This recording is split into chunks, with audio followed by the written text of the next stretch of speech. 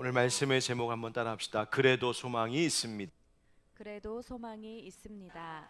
먼저 광고를 드리면 예정대로 우리가 금요 기도회에 또 예배를 드리는 것이 이번 주가 여기서 드리는 것이 이제 마지막입니다. 그래서 다음 주 금요일에는 밑으로 내려오시면 될 것 같습니다. 예. 너무 좋죠? 예. 그런데 8시 반부터 이제 찬양과 기도회가 시작이 될 텐데 그 앞전에 한 8시부터 우리가 그래도입니다. 여러분들 기억하셔서 함께 또 문당으로 내려오시면 좋겠고요. 그냥 본당 새롭게 단장된 건물 야 좋다 그냥 그러고 끝날 것이 아니라 하나님께서 이렇게 좋은 환경과 또 이렇게 일을 이룰 수 있도록 하신 것 왜 그럴까? 바로 이제 거기서 함께 예배하고 찬양하는 우리들이 정말 하나님 기뻐하시는 예배의 공동체로 또 거기서 힘을 얻어 세상으로 나아가서는 선교하는 사람들로 그렇게 살아가라고 하나님께서 은혜 주셨구나 기억하여서 그렇게 그냥 겉모양만 새 단장되는 것이 아니라 우리 각자가 우리 교회가 우리 각 가정이 주님의 은혜로 새롭게 단장하는 그런 은혜가 있기를 간절히 소망합니다. 어려운 시국에 우리 모두의 마음이 참 어지럽고 힘드시리라 생각이 듭니다. 그냥 뉴스 안 들으려고 그래도 자꾸만 눈이 가고 또 무슨 소식이 또 터졌나 자꾸 귀가 가고 그러면서 한 주간을 참 마음이 어렵게 보내왔습니다. 또 이번 주말에 어떻게 될 것인지 또 그 마음도 또 그렇게 쓰이기도 하고요. 그런데 그런 중에 반가운 뉴스도 있었습니다. 한국인 두 번째로 한강 작가가 정말 노벨상 문학상을 수여받는 장면을 뉴스를 통하여서 보았습니다. 멋지더라고요. 근데 한강 작가가 기자간담회에서 이런 말을 했다고 합니다. 이런 말을 했어요. 때로는 더 희망이 있나 이런 생각을 할 때도 있습니다. 요즘은 희망이 있을 거라고 희망하는 것도 희망이라고 부를 수 있지 않나 하는 생각을 합니다. 희망이 있을 거다라고 희망하는 것도 희망이다. 곱씹어 생각해 보니까 매우 긍정적인 말처럼 들리기도 하고 물론 한강 작가는 긍정적인 의미로 말했습니다. 그런데 또 반대로 비관적인 의미처럼 들리기도 해요. 희망이 있을 거라고 희망하는 건 그래 그것도 희망이야. 우리에게 희망이 있구나라고 하는 참 좋은 확신을 주는 말이기도 한데 또 어떻게 생각해 보면 희망하는 것조차도 희망에 불과한 것인가? 소위 세상 사람들이 희망 고문 이런 말도 하잖아요. 야 이루어질 수 없단 말인가? 뭐 이런 생각도 조금 들기도 하고요. 왜 그럴까 생각해 보니 지금 세상 형편을 보니까 자꾸 또 그런 어두운 생각도 스물스물 들기도 하는 것 같습니다. 그런데 여러분 혹 우리에게 희망적인 일이 보이지 않는다고 해도 그렇다고 해서 소망마저 없는 것은 아닙니다. 여러분 희망이라는 말과 소망이라는 말의 차이가 뭔지 아십니까? 사실 차이가 없습니다. 사실 사전적으로 보면 희망이라는 말과 소망이라는 말 그렇게 의미상으로는 큰 차이가 없습니다. 또 성경에도 희망이라는 말을 소망으로 대체해도 크게 무리가 없는 말씀으로 희망이 쓰이기도 합니다. 그러나 우리가 이렇게 쓰임에 있어서 그 뉘앙스를 조금 고려해 보면 조금 이렇게 구분해서 이해해 볼 수도 있지 않을까 싶습니다. 희망이라는 말은 주로 우리가 어느 때 많이 쓰냐면 내가 바라고 목표하는 것에 대하여 내가 인간적이고 현실적으로 뭔가를 기대할 때 나는 여기에 희망을 둡니다. 희망이 있습니다. 희망이 보입니다. 뭐 이렇게 이야기하죠. 그런데 소망이라는 말을 우리 신앙인들이 쓸 때는 주로 어느 때 쓰냐면 나에게 어떤 희망을 보는 것이 아니라 나보다 초월적인 존재 곧 바로 하나님께 어떠한 나의 간절한 기대를 둘 때 나는 그분에게 소망을 둔다. 그렇게 사용할 때가 많이 있습니다. 그래서 어디서는 비유적으로 이렇게 말하더라고요. 희망은 스스로 밝히는 등불과 같다면 소망은 누군가에게 맡기는 기도의 촛불과 같습니다. 그러니까는 희망은 내 안에서 찾는 거예요. 그래서 어떤 사람은 똑같은 상황 속에서 나에게 희망이 있는가? 그 여부를 나의 능력이나 나의 환경이나 나의 소유와 같은 것에서 그 근거를 갖고 판단하려고 합니다. 나에게 이만큼의 소유와 재산이 있으니 그래, 아무리 세상이 어려워도 희망이 있어. 내가 이만큼 이런 일을 할 수 있는 실력과 능력과 기술이 있으니 아무리 지금은 어려워도 헤쳐나갈 희망이 있어. 그런데 그렇게 자꾸만 나의 실력과 나의 능력 거기에서 희망을 찾으려고 하면 내 안에 실력과 능력이 없음을 깨달을 때, 나에게 있었던 소유가 다 사라졌을 때 사람은 좌절하게 됩니다. 내가 처한 형편과 환경, 또 지금 막 벌어지고 있는 것과 같은 이 세상의 상황을 보면서 아, 우리에게는 희망이 없다, 이렇게 말하는 거예요. 그럴 만한 근거가 없으니까. 그러나 어떤 사람들은요, 똑같은 상황 속에서 내 능력이나 환경에서 희망 내지 소망을 찾는 것이 아니라 나보다 크신 분, 높으신 분, 그런데 지금도 내 안에 계신 분, 그분에게 소망을 겁니다. 그분에게 내 삶을 걸고 삽니다. 나 때문에 희망이 보이는 것이 아닙니다. 나 때문에 소망이 있는 것이 아닙니다. 그분 때문에 소망이 있다고 말하는 것이죠. 내 실력 때문에, 내 소유 때문에, 내 능력 때문에 소망이 있는 것이 아니라 나는 비록 아무것도 희망할 것이 없지만 내 안에 계신 그분에게 능력이 있고 그분에게 길이 있고 그분은 부요하신 분이기에 나는 그분 때문에 소망이 있습니다. 여러분, 그것이 신앙이고 그것이 진정한 의미의 소망입니다. 우리가 잘 아는 말씀 이사야서 40장 31절의 말씀을 보면 오직 여호와를 앙망하는 자는 새 힘을 얻으리니 독수리가 날개치며 올라감 같을 것이요 다른 박질하여도 곤비하지 아니하겠고 걸어가도 피곤하지 아니하리로다. 아멘. 여호와를 앙망하는 자에게 무엇을 주신다고요? 새 힘 주신다. 여러분, 여호와를 앙망한다는 말이 뭡니까? 그 말은 쉽게 말하면 여호와 하나님을 바라본다는 말입니다. 그 하나님을 주목하는 것입니다.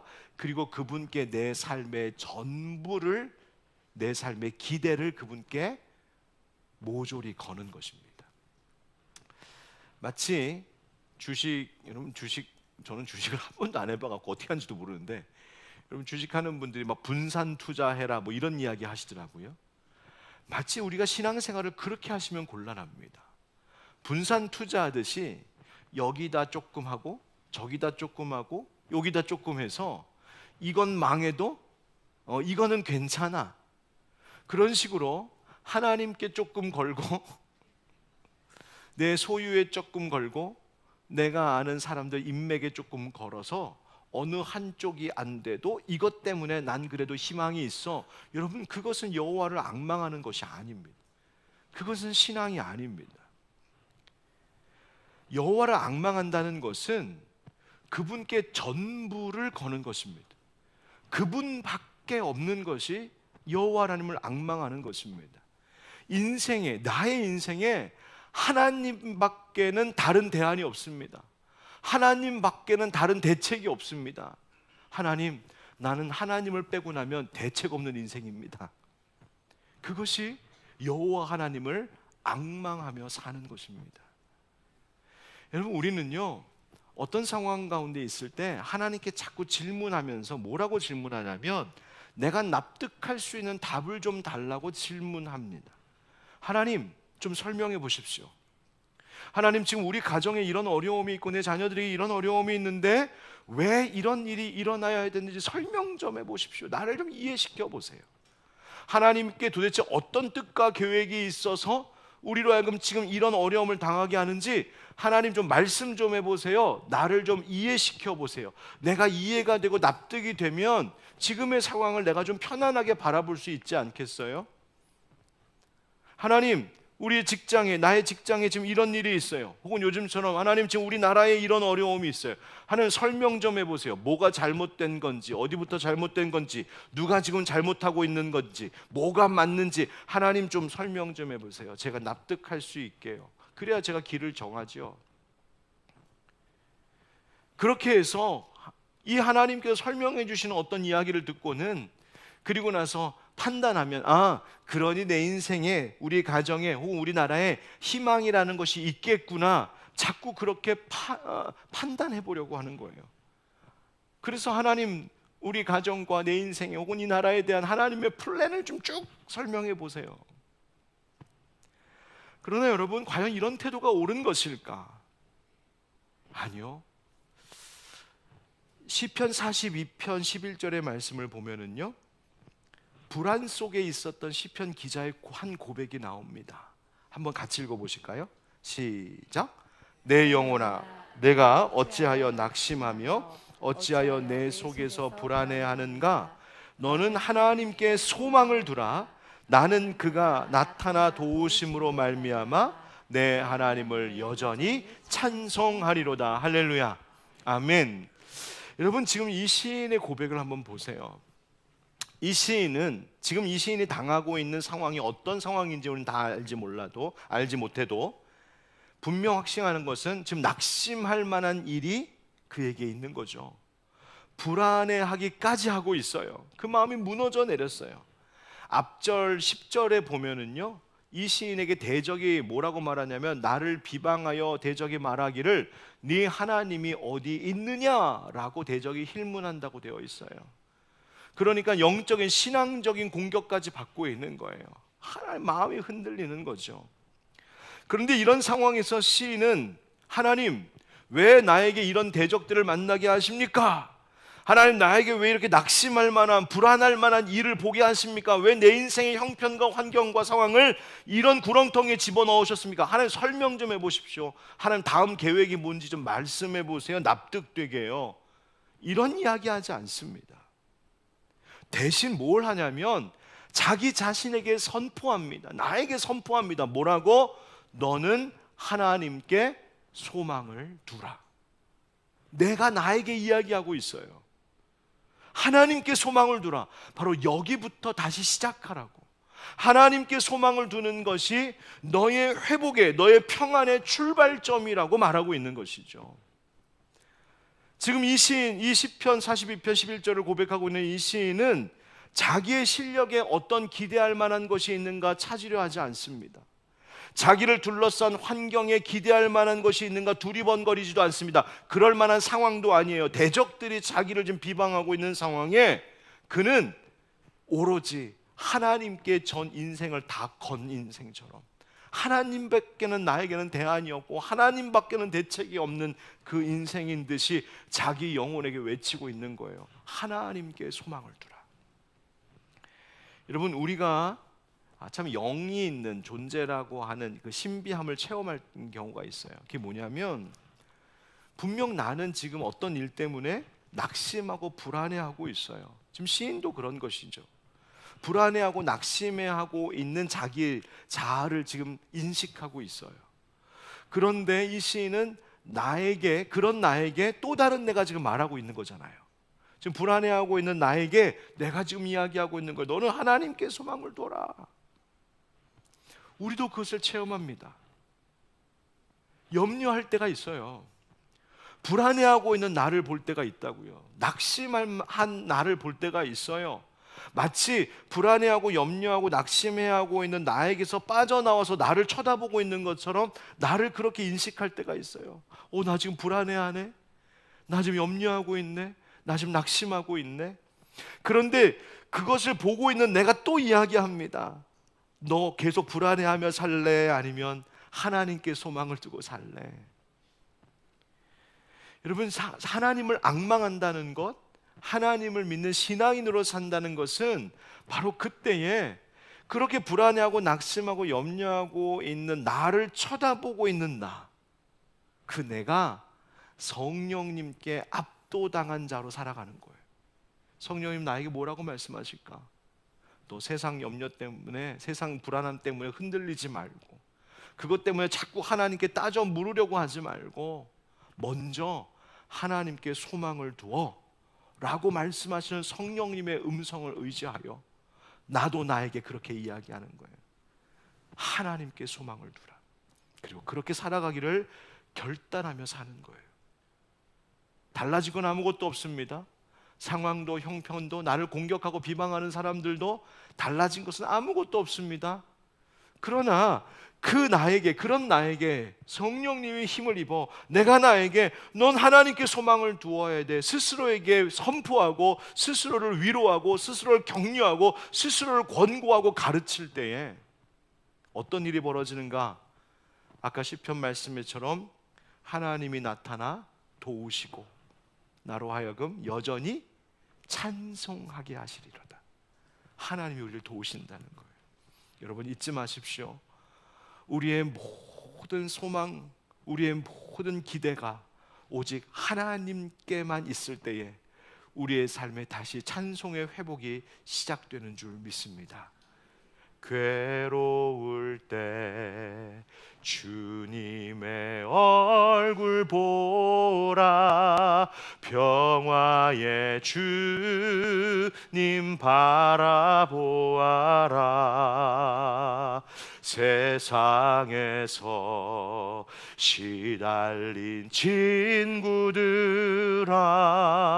위로의 주님 바라보아. 2절 불러볼까요? 힘이 없고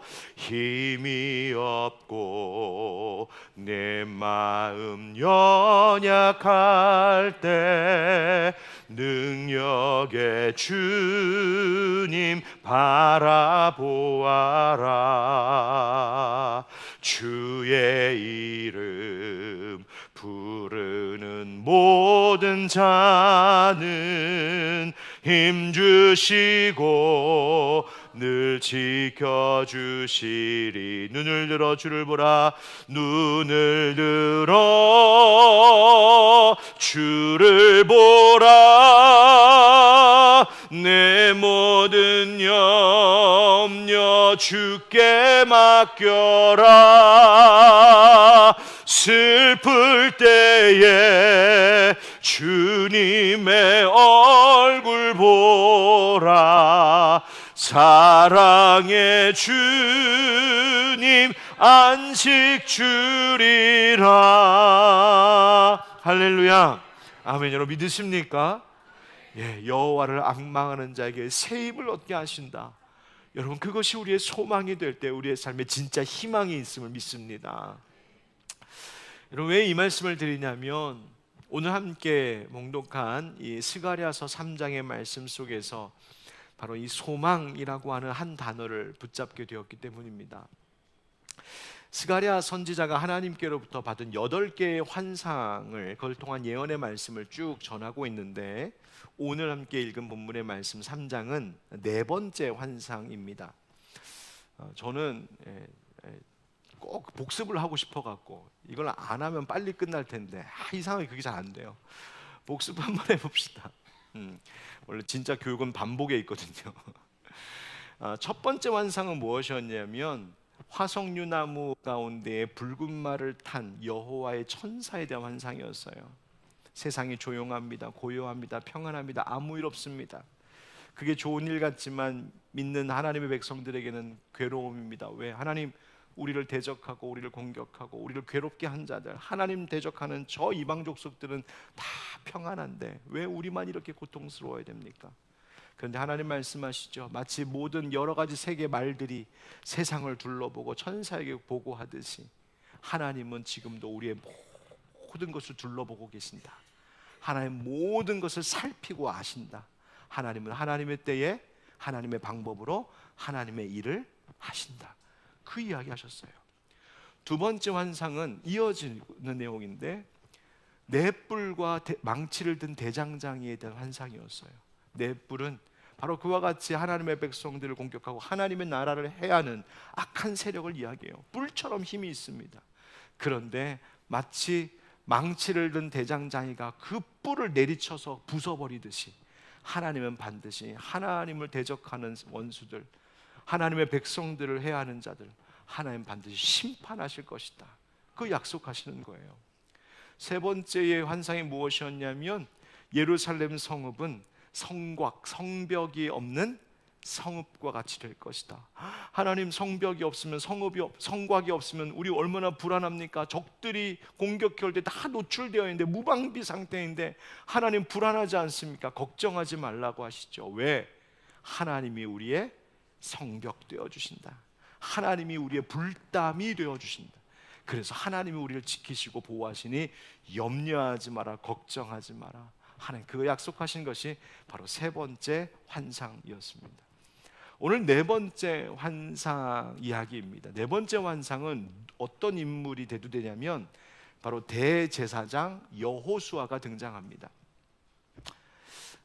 이 대제사장 여호수아가 어디다 나왔었냐면, 여러분 기억하십니까? 우리가 세단장 프로젝트를 위한 특별 기도회 하면서 학계 말씀을 함께 깊이 나누었었는데, 그때 하나님께서 학계 선지자를 통하여서 성전 재건하는 공사, 멈추어졌었던 그 재건 공사 빨리 다시 시작하라. 너희 집 짓고 밭 농사하고 너희들 잘 살기 위해서는 열심을 내고 바쁘게 살더니 하나님 성전 내 집 짓는 데는 너희들이 아무런 열심을 다 잃어버렸구나. 그거 그냥 건물 지으라는 얘기가 아니라 뭐였어요? 하나님 우선, 하나님 중심, 하나님 절대의 삶을 회복하라는 신앙의 회복을 말씀하신 거였죠. 그 메시지를 학계를 통해서 전할 때에 학계가 누구에게 이야기를 했냐면 바로 유다, 포로로 있다가 돌아온 유다 백성들, 그들의 총독이었던 스룹바벨과 그 당시에 대제사장 여호수아, 이 두 지도자를 통하여서 이 말씀을 선포하게 하시죠. 그러니까 그때 나오는 바로 대제사장 여호수아, 바로 그 여호수아가 이 환상 가운데 등장합니다. 그런데 이 여호수아가 환상 가운데 나타난 것은 단지 여호수아 한 개인, 한 인물을 두고 하는 말이 아니라 여호수아는 대제사장이었어요. 대제사장은 하나님의 성전에서 일하는 사람이죠. 그래서 이 여호수아라고 하는 인물을 통해서 하나님이 상징하고 있는 것은 뭐냐면 예루살렘 성전, 더 나아가 예루살렘 백성, 더 나아가 하나님의 모든 백성을 두고 하시는 말씀이라는 이야기예요. 1절 말씀에 보니까 이런 장면이 나옵니다. 대제사장 여호수아가 딱 있는데 누구 앞에 있는가 봤더니 여호와의 천사 앞에 이 대제사장 여호수아가 서 있고, 그 옆에 사탄이 이 여호수아 옆에 서서는 이 대제사장 여호수아를 고발합니다. 여기서 보면 1절에는 대적하는 것이라고 말씀에 나오는데, 대적하는 것, 이 대적하다는 말의 뜻이 뭐냐면 고발하다, 고소하다라고 하는 의미로 쓰인 말이에요. 그러니까 지금 이 의미를 상징적으로 말해보면, 이건 상징을 풀어서 말하자면 이겁니다. 사탄이 지금 여호수아로 표현되고 있는 하나님의 백성들을 두고 여호와의 천사로 표현되고 있는 하나님 앞에 지금 고발하고 있는 거예요. 하나님, 저 이스라엘 백성들을 좀 보십시오. 하나님 믿는다고 하는 저 백성들을 보십시오. 하나님이 그토록 사랑하시고 지키시고 여기까지 이끄신 저 하나님의 백성들을 보십시오. 저들이 하나님 앞에 범죄했습니다. 하나님, 저들이 타락했습니다. 죄지었습니다. 그러니 하나님 마땅히 벌하셔야 되지 않습니까? 하면서 그 하나님의 백성된 자들을 하나님께 지금 고소하고 있는 장면이에요. 마치 법정에서 검사가 하듯이 말이죠. 그런데 하나님께서 이 사탄의 고발을 듣고는 뭐라고 말씀하시냐면 2절, 3절처럼 말씀하세요. 우리 같이 읽어봅시다. 2절과 3절 시작. 여호와께서 사탄에게 이르시되 사탄아, 여호와께서 너를 책망하노라. 예루살렘을 택한 여호와께서 너를 책망하노라. 이는 불에서 꺼낸 그슬린 나무가 아니냐 하실 때에 여호수아가 더러운 옷을 입고 천사 앞에 서 있는지라. 아멘. 먼저 여호수아의 행색이 환상 가운데 어땠냐면 더러운 옷을 입고 있었대요. 그 말은 지금 사탄이 고발한 말 그대로 지금 이 백성에게 큰 죄가 있다는 거예요. 하나님 앞에 불순종하고 우상 숭배하고 불의하고 약한 자들 해하고 음란하고 타락했던 그 모습을 이야기하고 있어요. 더러운 옷을 입고 있는 여호수아. 그러니까 이 유다 백성 모두가, 이스라엘 백성들 모두가 지금 하나님 앞에 죄의 옷을 입고 있음을 이 사탄이 하나님께 고발하고 있는 거죠. 그런데 하나님께서 이 백성들을 고발하고 있는 사탄을 오히려 책망하신답니다. 책망하신대요. 그리고는 뭐라고 말하냐면 이 여호수아는 곧 이스라엘 백성, 이 죄로 타락한 범죄한 이스라엘 백성들은 뭐와 같다고 말씀하시냐면 불에서 꺼낸 그슬린 나무와 같다, 이렇게 말씀하세요. 여러분, 불에서 꺼낸 그슬린 나무를 보신 적 있으십니까? 혹시 못 보셨을까 봐. 네, 뭐 이런 거죠. 이런 거죠.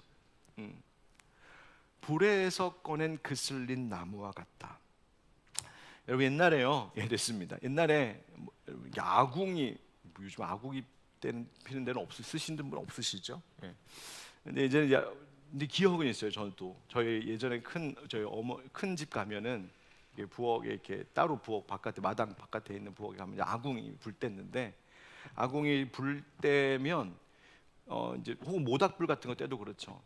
나무가 싹 타버리면 아예 깨끗한 재로 딱 끝나는데, 이게 타다가 말면 이도저도 아닌 꼴이 돼요.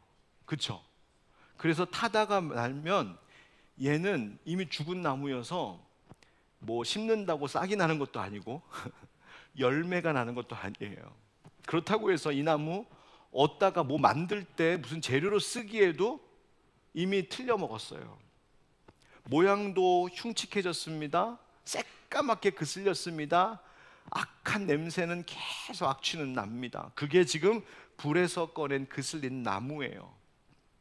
마치 이스라엘 백성들의 모습이 딱 그렇다는 것입니다. 이스라엘 백성들의 모습이 하나님께 불같은 심판을 받았어요. 어떻게? 바벨론에서 포로로 끌려가 큰 고통을 당하는 이 심판을 하나님께 받았어요. 그러니 그 모습은 마치 무엇과 같냐면 이 불에서 꺼낸 그슬린 나무와 같이 생명도 없고 쓸모도 없고 볼품도 없고 소망도 없는 형편을 이야기하는 거예요. 그래서 이 이스라엘 백성들은 바로 그와 같은 자신들의 모습 속에서 우리는 희망이 없구나. 우리의 형편을 봐. 바벨론의 포로로 끌려가 있었고 돌아와서 있는 이 모습도 지금 살아갈 길이 없고 희망 없는 우리, 아무것도 아닌 우리, 그렇게 아무 쓸모없고 볼품없는 자기들의 모습이라는 거죠. 그런데 중요한 것은 하나님께서 지금 뭐라고 말씀하셨냐면 이 나무를 불에서 어떻게 했다고요? 꺼내셨다, 이렇게 되어 있어요. 불에서 꺼냈다. 즉 이 말은 그슬리기는 했지만, 조금 타기는 했지만 아직 다 타버려서 완전히 없어진 것은 아니다라고 말씀하시는 거예요. 그 말이 무슨 뜻이에요? 아직 그래도 소망이 있다 하시는 거예요. 자, 조금 더 말씀을 보겠습니다. 4절, 5절. 여호와께서 자기 앞에 선 자들에게 명령하사 그 더러운 옷을 벗기라. 지금 여호수아가 입고 있는 그 더러운 옷을 벗기라 하시고, 또 여호수아에게 이르시되 내가 네 죄악을 제거하여 버렸으니 네게 아름다운 옷을 입히리라 하시기로, 내가 말하되 정결한 관을 그의 머리에 씌우소서 하매 곧 정결한 관을 그 머리에 씌우며 옷을 입히고 여호와의 천사는 곁에 섰더라. 아멘. 하나님께서 여호수아의 대제사장의 그 더러운 옷을 벗기고 대신 아름다운 옷을 입히셨어요. 그리고 이 스가랴 선지자가 바란 대로 정결한 관을 씌우셨어요. 그 말씀 가운데 4절 중간에 뭐라고 말씀하시냐면 내가 너의 죄악을 제거하여 버렸으니 네게 아름다운 옷을 입히리라 말씀하셨죠. 여러분, 이 말씀을 어떻게 해석해야 될까? 바로 이 이스라엘 백성들이 그랬다는 거예요. 그들의 그 죄악으로 인하여서 그들의 모습은 마치 더러운 옷을 입고 있는 것과 같은 그 불의하고 부정한, 그 타락한 그 이스라엘 백성들의 모습이었어요. 그래서 하나님께서 불과 같은 심판을 겪게 하셨어요. 바벨론이 예루살렘과 유다를 완전히 멸망시켰죠. 70년 동안 포로로 끌려가 있었죠. 그런데 하나님이 거기서 완전히 망하게 하신 것이 아니라 지금 꺼내어 주셨고 다시 회복을 시키시는데, 마치 더러운 옷을 벗기고 새 옷을 입히는 것과 같은 은혜를 이스라엘 백성들에게 하나님이 지금 베푸신다. 구원과 회복을 말씀하시는 거예요. 여러분, 이 말씀을 오늘 우리에게로 적용하여 해석하면 무엇일까요? 이 교회 시대에, 이 신약 시대에 바로 예수 그리스도 십자가의 은혜로 우리의 더러워졌던 옷을 다 벗기시고 우리를 주님의 보혈로 깨끗하게 씻기시고 하나님의 은혜로 우리를 구원하시고 회복시키신다라고 하는 구원의 메시지가 바로 이 환상 가운데 예언되어져 있었던 것이죠. 8절 말씀을 좀 더 보겠습니다. 8절, 대제사장 여호수아야, 너와 네 앞에 앉은 네 동료들은 내 말을 들을 것이니라. 이들은 예표의 사람들이라. 내가 내 종 싹을 나게 하리라. 아멘. 하나님 약속하시기를요, 내 종 싹을 나게 하리라 하셨어요. 이제 이 말은 이제 내 종이 될 새싹을 돋아나게 하리라, 이 말씀이에요. 여기서 이 싹이 무엇일까? 새싹이라고 부를 수 있는 주님의 종을 우리에게 보내신다. 여러분, 이것이 이스라엘 백성들에게는, 유다 백성들에게는 바로 스룹바벨과 같은 총독, 하나님이 쓰시는 인물을 통하여 이 예루살렘 성읍을 다시 회복시키겠다라고 하는 현실적인 이야기였어요. 그들에게는. 오늘날 우리에게는 무엇일까요? 바로 이 신약시대 교회의 백성들에게는 하나님 말씀하시는 이 새싹이란 바로 메시아, 곧 오소서 임마누엘, 바로 이 땅 가운데 보내실 우리 구주 예수 그리스도를 말씀하고 계신 것이죠. 정말입니까? 9절 말씀 보세요. 9절 같이 읽어봅시다. 시작. 만군의 여호와가 말하노라. 내가 너 여호수아 앞에 세운 돌을 보라. 한 돌에 7 눈이 있느니라. 내가 거기에 새길 것을 새기며 이 땅의 죄악을 하루에 제거하리라. 아멘. 하나님이 이 땅의 죄악을 하루에 제거하신대요. 하나님이 깨끗하게 씻기신대요. 그런데 어떻게 하시는가 봤더니 쓰시는 이가 있어요. 돌에 7 눈이 있느니라. 여러분, 이 돌의 7 눈이라고, 7이라고 하는 것 완전수잖아요. 7 눈이 있다라고 하는 거 완전한 눈을 이야기하는 것인데, 이것은 사실은 하나님 아버지의 속성을 이야기해요. 전능하신 분, 모든 것을 감찰하시는 분, 모든 것을 보시고 모든 것을 아시는 하나님. 그런데 그 완전하신 그 능력이, 그 성품, 그 하나님의 신성이 이 돌에게 새겨져 있대요.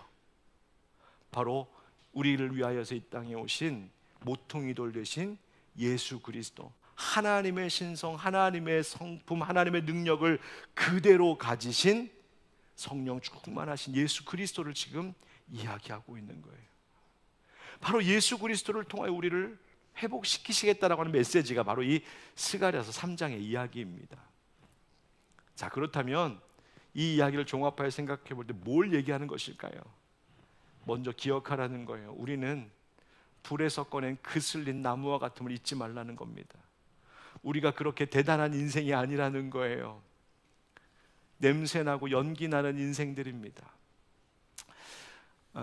우리 교단에 속한 대한예수교 장로의 신앙 고백서에 보면 인간의 상태가 어떠한 것인지를 이렇게 설명했어요. 그러니까 교리적으로 설명했어요. 신앙 고백서 가운데 나오는 것인데 한번 잘 들어보세요. 우리는 선하게 창조된 온 인류와 다른 모든 피조물들이 죄로 말미암아 하나님과의 교제로부터 단절되었고, 이로 인해 인간과 인간과 피조물 사이의 교제가 파괴되었습니다. 의인은 없나니 하나도 없으며 죄의 삭은 사망이며 모두가 길 잃은 어린 양처럼 불신앙과 불순종으로 인하여 하나님의 품을 멀리 떠나 방황하고 나아가서 하나님의 진노와 심판 아래에 있습니다. 뿐만 아니라 모든 나머지 피조물도 역시 허무한 데 굴복하고 썩어짐의 종로를 타고 있습니다.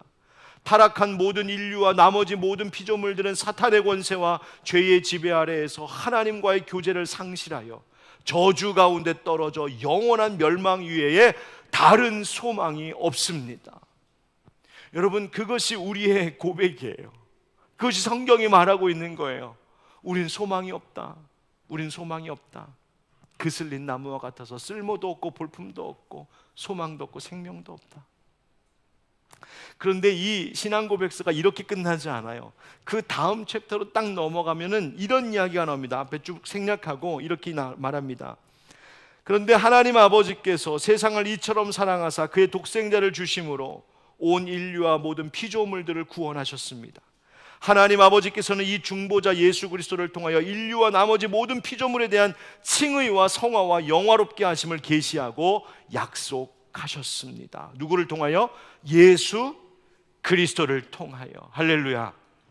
여러분, 우리 자신의 모습을 볼 때 소망이 없고 낙심되는 것, 그 이상한 일 아닙니다. 이미 성경에서 그렇게 이야기하고 있습니다. 이미 우리가 고백하고 있는 바예요. 마치 집 나간 탕자가 자기 가진 거 다 잃어버리고 자기의 입었던 화려한 옷 다 더럽히고 돼지 우리에서 뒹굴면서 거짓골 되어 있는 그 비참한 모습이 본래 우리라는 거예요. 그래서 우리에게는 소망이 없답니다. 인간에게는 소망이 없답니다. 세상에는 소망이 없답니다. 여러분, 지금 나라에서 일어나고 있는 일들을 막 보면서 여러분 실망하셨어요? 새삼스러우세요? 아니요. 사실 엄밀히 따지면 새삼스러울 거 하나 없어요. 요번에 좀 심해서 그렇지 본래 우리 인간이 그런 거예요. 본래 사람이 그렇고 세상이 그런 거예요. 권력 때문에, 자기 욕심 때문에, 힘 때문에, 이쪽이든 저쪽이든, 지금 이쪽은 자기 그 권력, 그 생각 때문에, 자기의 생각 때문에 섣부르게 엉뚱한 판단을 내려가지고 백성들 이렇게 어렵게 만들고, 한쪽은, 반대쪽은 이번이 기회다. 이 기회를 놓칠 수가 없어. 절호의 찬스가 왔어요.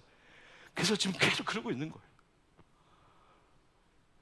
새삼스러울 게 없다니까요. 본래 세상이 그래요. 여러분, 이번 일어나는 일들을 통해서 우리에게 하나님께서 말씀하시는 그거 봐. 너희들의 모습이 그슬린 나무와 같아. 소망 없어, 볼품 없어. 그럼 하나님 우리 어떻게 삽니까? 그러면 말씀하시는 거예요. 대제사장의 더러운 옷을 벗기고 새 옷을, 아름다운 옷을 입히고 그 머리에 관을 씌워주듯이 너희에게 내가 새롭게 입혀주는 옷이 있단다. 주님께 무슨 옷입니까?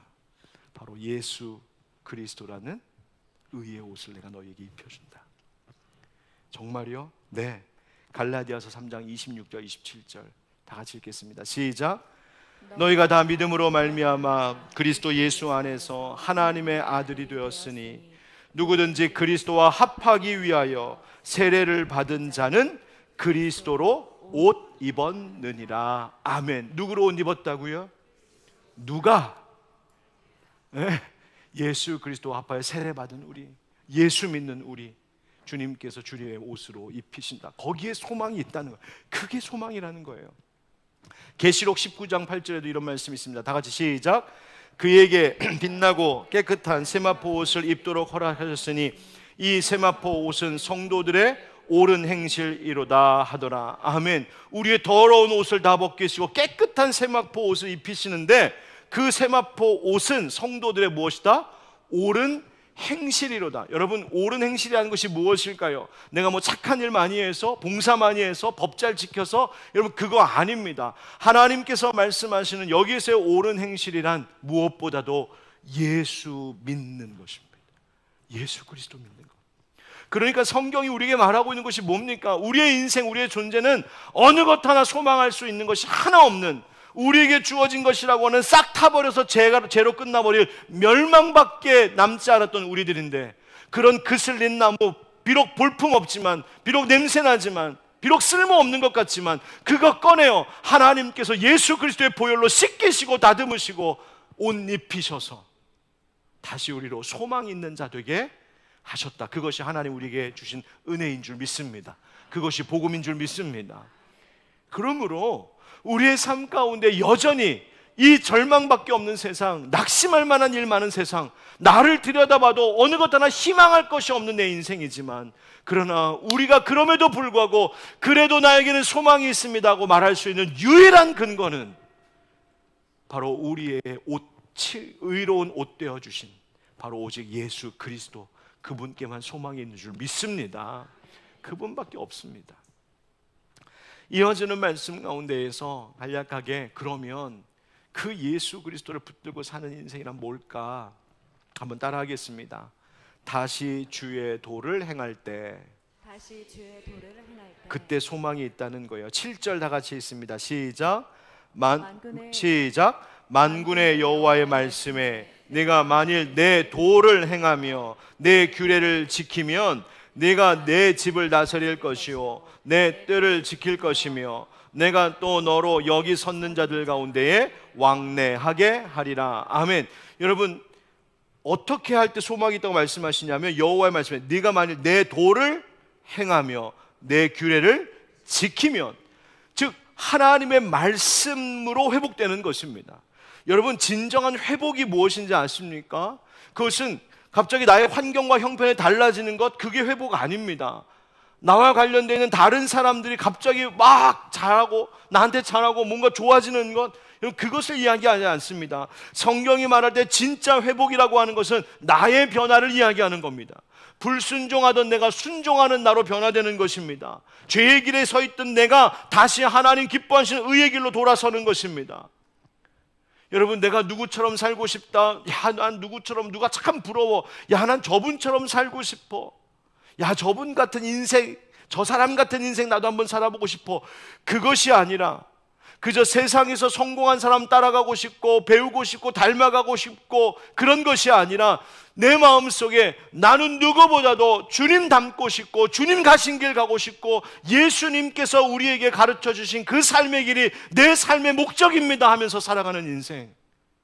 그래서 하나님 뜻대로 살고자 하는 것, 바로 내 도를 행하며 내 규례를 지키며 나 하나님 뜻대로 살고 싶어요, 그리고 그렇게 살겠어요 라고 하는 인생들에게 바로 소망이 있다고 말씀하시는 거예요. 여러분, 이 나라가 이렇게 어지러울 때 우리가 해야 될 일이 뭘까요? 여러분, 하나님께서 우리에게, 나에게 주신 말씀, 하나님의 도를 따라 행하는 것입니다. 십계명의 말씀이 그저 우리 집 거실에 잘 걸려있는 액자에 있는 글이 아니라 내 삶에, 내 생활에 규율이 되도록 하며 살아가는 것, 그거 회복하는 겁니다. 하나님 사랑, 이웃 사랑이라는 말씀, 그냥 식상하게 들은 나 다 아는 말씀이 아니라 그 말씀 지켜 행하는 것입니다. 하나님 우선, 하나님 중심, 하나님 절대, 그거 그냥 좋은 구호가 아니라 내 삶이 그렇게 되는 것. 그래서 그것을 정말 제대로 보여주신 우리 예수 그리스도, 그 모퉁이 돌 대신 예수 그리스도의 그 모습대로, 그 성품대로, 그분이 가르쳐 주신 대로 살아가는 삶을 오늘도 내가 살아갈 때에 나만 변화되는 것이 아니라 마침내 이 나라도 회복된다는 사실을 기억하시기 바랍니다. 여러분, 내가 바뀌는 것부터 시작하는 거예요. 내가 바뀌는 것부터. 두 번째 따라 합시다. 주의 일을 구할 때 그때 소망이 있습니다. 7절 하반절에 보면 네가 내 집을 다스릴 것이요, 여호수아에게 말씀하세요. 내 뜰을 지킬 것이며 내가 또 너로 여기 섰는 자들 가운데 왕래하게 하리라. 지금 여기서 너는 바로 여호수아 대제사장이에요. 그러니까 이 대제사장이 백성들 가운데 왕래한다는 말은 마치 목자가 양떼를 거니는 것과 같은 그 모습이에요.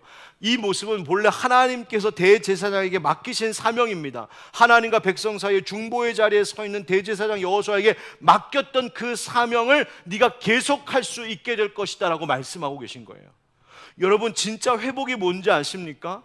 갑자기 내가 새로운 일을 막 했는데 그것이 막 성공하고 잘 되는 것, 세상에서 잘 나가게 되는 것, 여러분, 하나님은 그 회복이라고 말씀하시지 않고요, 하나님이 우리에게 약속하시는 회복이라는 것은 나에게 본래 맡기셨던 그 사명을 잘 감당할 수 있도록 하나님께서 그 일을 이루시는 것이에요. 여러분, 우리가 하나님 앞에 회복시켜 주십시오. 하나님, 내가 소망 갖기를 원합니다. 하나님이 나의 소망입니다라고 할 때 내 소망이 무엇이어야 되는지 아십니까? 그것은 내 일이 그냥 잘 되기를 소망하는 것이 아닙니다. 하나님이 주신 소망이란 주님의 일이 잘 되기를 구하는 거예요.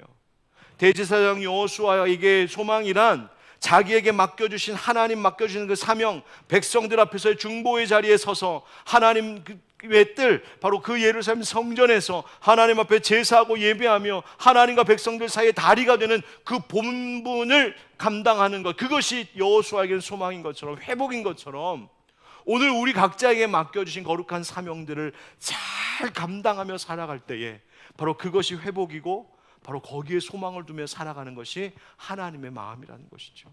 여러분, 이 연말에 우리 각자에게 주신 사명, 우리 각자 교회에서 가정에서 주신 그 사명 성실하게 감당함으로 나를 통하여 주님의 일이 이루어지길, 주의 뜻이 이루어지길 구하는 주의 백성들 되시길 주님 이름으로 축복합니다. 그러면 어떤 삶이 되는가? 마지막입니다. 따라가겠습니다. 서로 초대하는 삶을 살 때 서로 초대하는 삶을 10절 같이 읽겠습니다. 시작. 만군의 여호와가 말하노라 그날에 너희가 각각 포도나무와 무화과 나무 아래로 서로 초대하리라 하셨느니라. 아멘. 이 포도나무와 무화과 나무라는 말은요, 가장 풍요로움과 큰 기쁨을 이야기하는 거예요. 여러분, 그 아래로 서로 초대하리라. 여러분, 초대할 수 있는 인생이 얼마나 행복한 인생인지 몰라요. 여러분, 집이 엉망진창인데 저를 초대하실 수 있겠어요? 막 집에 막 쓰레기가 막 이렇게 쌓여 있고 막 설거지 이만큼 쌓여 있는데 저 초대하실 수 있겠어요? 아니죠. 여러분, 목사 초대할 때 어떻게 하고 초대하세요? 대청소하고 싹 정리하고, 물론 안방에다 다 때려넣는 건 알고 있지만 어쨌든 다 청소하고 구석구석 다. 내가 초대할 수 있다는 것은요, 내가 정돈되어 있다는 거예요. 여러분, 내가 어떤 식탁의 자리로 누군가를 초대할 때 어떤 사람이 초대할 수 있어요? 나 먹을 것도 없는데 초대할까요?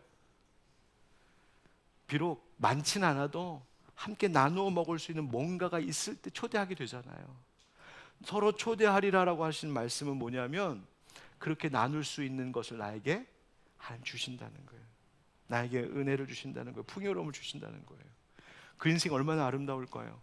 사도행전에도 말씀해 보면 주님께서 말씀하시기를 주는 것이 받는 것보다 복이 있다 하셨어요. 주는 것이 받는 것보다 복이 있다. 줄 수 있어요. 초대할 수 있어요. 베풀 수 있어요. 하나님이 주의 도를 행하고 나에게 주신 본분을 잘 감당하는 그것이 나의 소망입니다라고 하는 인생, 그 예수 믿는 인생, 예수님 따라 사는 인생, 그 인생을 초대할 수 있는 인생 되게 하신다는 거예요. 여러분, 난 초대할 게 없어요. 혹시 그렇게 말씀하세요? 아니요. 우리 여기 있는 모든 분들은 다 초대할 만한 이유가 있습니다. 왜? 먼저 우리를 초대하여 불러주신 분이 계시기 때문이에요. 예수님께서 우리를 불러주셨어요. 수고하고 무거운 짐진 자들아 다 내게로 오라. 내가 너를 쉬게 하리라.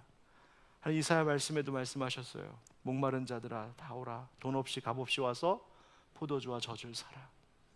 초대해 주셨어요. 와서 먹으라고 마시라고. 예수님의 초대에 응하며 살아가는 인생들은 그 초대의 길에 누군가를 또한 초대하며 살 수 있어요. 여러분, 저는 이 어렵고 힘든 세상 가운데 우리 하늘빛 광성교회 성도들이 오늘 하나님이 주시는 이 소망을 붙들고 사셨으면 좋겠어요. 하나님, 내가 하나님의 도를, 하나님의 말씀을 잘 지켜 행함으로 내 인생 안에 소망이 있음을 믿습니다. 하나님, 내게 주신 본분 잘 감당할 때에 하나님 내게 소망 주실 줄 믿습니다. 하나님, 이미 예수 믿는 그 예수님 초대해 주신 그 은혜에 응하여 살아갈 때에 나도 누군가를 초대할 수 있는 그 기쁨 주실 줄 믿습니다. 여러분, 비록 우리의 모습은 불에 그슬린 꺼내어진 나무와 같은 모습일지 모르지만 예수님 때문에 우리에게 이와 같은 소망이 있다는 사실을 알고 이 어려운 시대 속에서도 오직 예수님만 붙들고 살아가는 우리가 되기를 구주 예수님의 이름으로 축원드립니다.